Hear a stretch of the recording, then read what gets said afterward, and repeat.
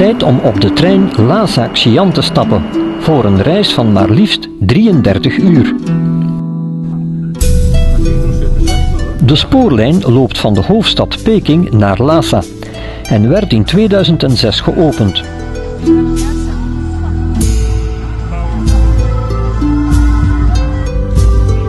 De lijn is 2000 kilometer lang en bereikt een maximale hoogte van 5076 meter boven de zeespiegel en is daarmee de hoogste ter wereld.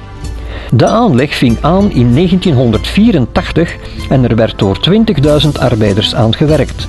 Reeds na 4 weken kreeg men te kampen met ernstige problemen. De ondergrond bleek minder stabiel dan gedacht, waardoor delen van de lijn verzakten. En de yaks die zich vaak in kuddes naast en op de lijn bevinden, zorgden regelmatig voor oponthoud. De lijn heeft een capaciteit van 8 treinstellen, die zijn uitgerust met een speciale zuurstofvoorziening voor elke passagier. Voor het traject tussen Lhasa en Xi'an is een gezondheidskaart vereist. Deze kan worden verkregen bij de aankoop van het treinkaartje.